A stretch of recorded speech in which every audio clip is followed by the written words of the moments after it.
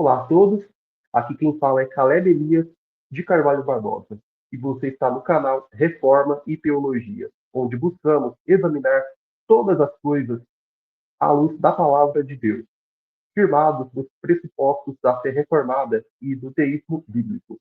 Hoje vamos dar continuidade à nossa exposição de Atos 17, especificamente dos versículos 27, na sua segunda metade, ao 29, analisando a abordagem do apóstolo Paulo diante da idolatria ateniense, com base na interpretação proposta por Vincent Young, uma leitura apologética profundamente bíblica e consistente com a visão reformada pressuposicionalista.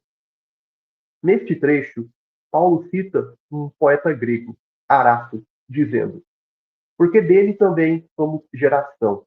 À primeira vista, pode parecer que o apóstolo está validando a visão pagã da divindade. Mas será mesmo esse o caso? Jung mostra que não. O que Paulo está fazendo é utilizar uma afirmação comum entre os gregos, aceita por muitos, para refutar outra ideia também comum entre eles, a idolatria material. Trata-se de um argumento ad hominem, não no sentido de ataque pessoal, mas no sentido técnico e filosófico, um argumento que expõe a incoerência interna da cosmovisão do oponente, usando seus próprios princípios contra ele. A paráfrase de Eugene Peterson em A Mensagem ajuda a perceber o ponto. Né? Abre aspas. Um de seus poetas disse bem: somos aqueles criados por Deus. Bem, se somos aqueles criados por Deus, não faz muito sentido pensar que poderíamos contratar um escultor para esculpir na pedra um Deus para nós, não é mesmo? Fecha aspas. Note que, originalmente, o poeta está se referindo a Deus, não ao Deus verdadeiro revelado nas Escrituras. Paulo se apropria dessa fala não para concordar com o conceito pagão, mas para mostrar que, se os próprios gregos dizem que são descendência de Deus, então é absurdo acreditar que a divindade possa ser representada por estátuas feitas por mãos humanas. Portanto, o apóstolo não está fazendo sincretismo, ele está demonstrando que a religião grega se contradiz internamente. Ao dizerem que são gerados por Deus, mas, ao mesmo tempo, adorarem ídolos esculpidos, os gregos se autocontradizem. A religião deles se autodestrói.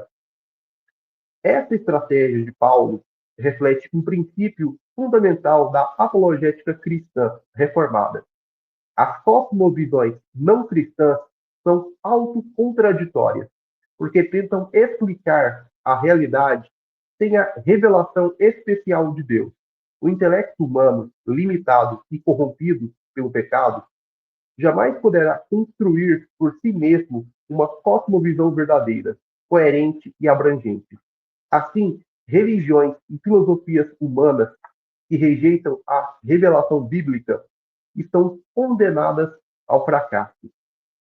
O conhecimento de Deus é inescapável, está gravado no coração humano e é evidente na criação. Mas, em vez de se renderem a essa verdade, os homens a suprimem.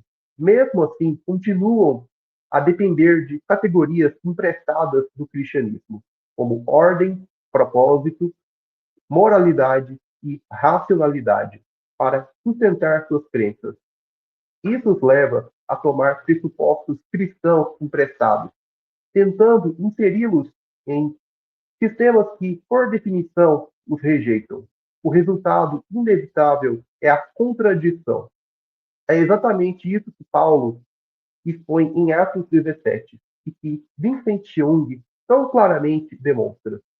Paulo derrota a idolatria grega por meio de uma refutação interna, mostrando que a cosmovisão deles não se sustenta nem mesmo por seus próprios princípios. Após declarar que Deus fez de um só sangue toda a raça humana e que estabeleceu os tempos e os limites da habitação dos homens, verso 26, Paulo explica o propósito dessa ação soberana. Como diz, né, o versículo 27 do capítulo 17 de Atos, para buscarem a Deus, e porventura, tapeando, o possam achar, bem que não está longe de cada um de nós. Aqui vemos o testemunho natural da existência de Deus. Mesmo em meio à ignorância espiritual dos povos pagãos, o Senhor jamais deixou de dar testemunho de si mesmo. Paulo não está dizendo que os homens, por si sós, possam conhecer a Deus plenamente. Na verdade, a expressão tateando indica exatamente o contrário. A busca humana é cega, confusa e ineficaz, como alguém andando às escuras. Isso se alinha com o ensino de Romanos 5. Os homens suprimem a verdade em injustiça, ainda que Deus se revele claramente. Mas é exatamente aqui que entra o argumento estratégico de Paulo. Ele diz: pois nele vivemos e nos movemos e existimos, como alguns dos vossos poetas têm dito, porque dele também somos geração. Atos 17, 28. Bem, essa citação vem de Arato, um poeta estoico, e também é paralela à ideia de outro poeta, Cleantes. Ambos os autores usavam a expressão somos geração dele, se referindo a Zeus, e não ao Deus de Israel. O que Paulo faz aqui, como Jung argumenta, não é uma tentativa de construir uma ponte doutrinária entre o cristianismo e o paganismo, mas sim uma refutação interna da cosmovisão grega. Paulo está dizendo, em essência, se vocês mesmos reconhecem que procedem de Deus, ainda que o definam de forma errada, como podem crer que esse Deus seja semelhante a ídolos feitos de ouro, prata ou pedra?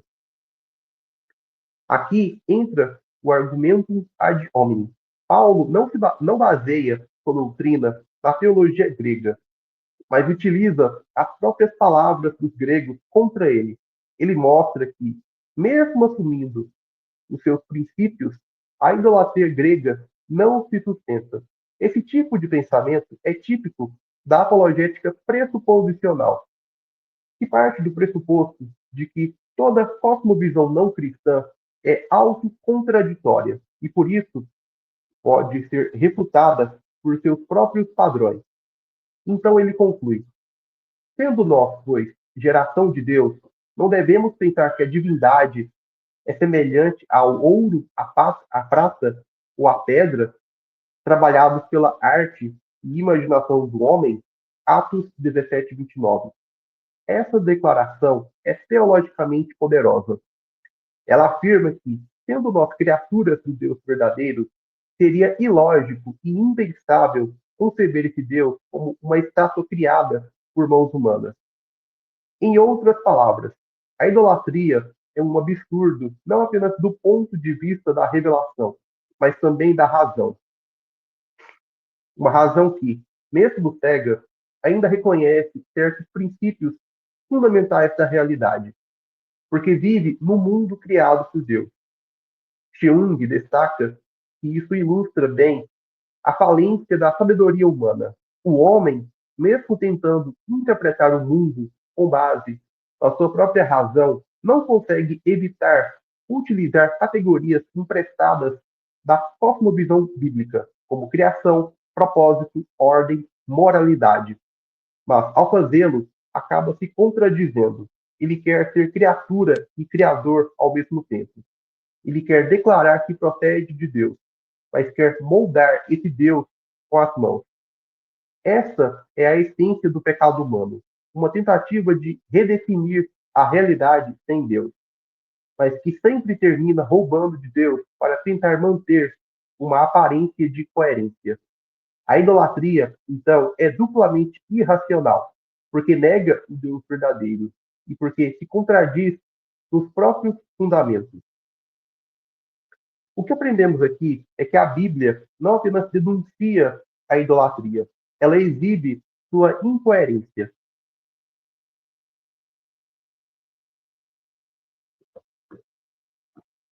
Paulo, ao se dirigir aos atenienses, não apenas os chama ao arrependimento, mas demonstra racionalmente que sua cosmovisão não se sustenta. Ele mostra que, ao confessarem que são geração de Deus, negam a base de sua própria idolatria. Isso é apologética em ação, uma defesa da fé que expõe a loucura do pensamento não cristão. Devemos seguir esse exemplo. Como reformados, não buscamos pontos neutros com o pensamento secular. Antes, demonstramos que sem Deus nada faz sentido. As cosmovisões ímpias são como casas construídas sobre areia. Podem parecer sólidas por um tempo, mas não resistem à verdade revelada de Deus. Portanto, a nossa tarefa apologética é clara: levar todo pensamento cativo à obediência de Cristo, desmascarando as contradições das falsas religiões e filosofias, e proclamando que só em Cristo há sabedoria, verdade e vida. A análise do discurso paulino, em Atos 17, 27b a 29, à luz da abordagem de Vincent Young, revela com clareza como a apologética bíblica, fundamentada nos pressupostos da revelação divina, é capaz de desmontar as estruturas do pensamento não cristão, expondo suas contradições internas. Paulo não buscou um terreno comum neutro com os filósofos atenienses.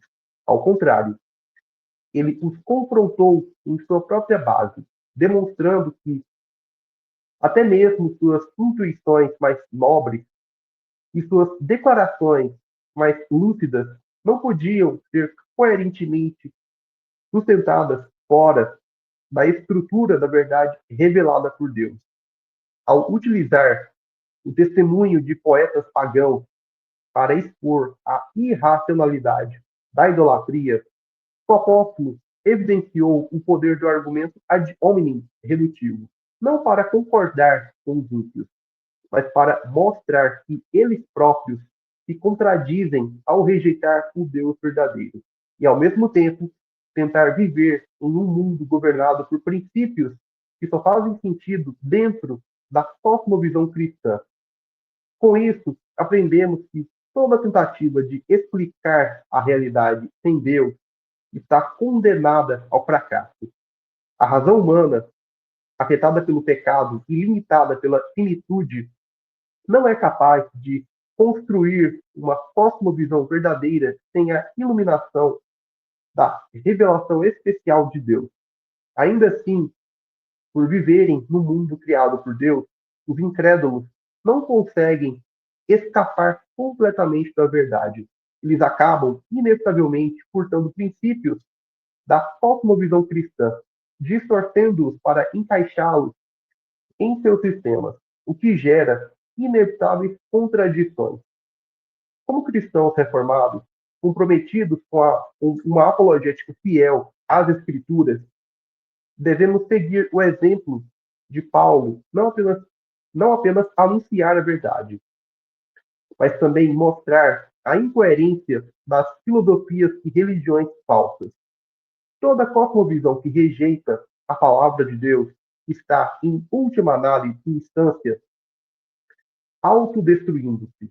O papel da apologética cristã é tornar essa autodestruição evidente e proclamar que Cristo é a rocha firme sobre a qual todo conhecimento verdadeiro deve ser edificado. Bom, pessoal, é isso. Obrigado por terem assistido mais um vídeo até o final. Peço que deixe seu like, comente e compartilhe com outras pessoas. Bom, vamos ficando por aqui e até o nosso próximo encontro.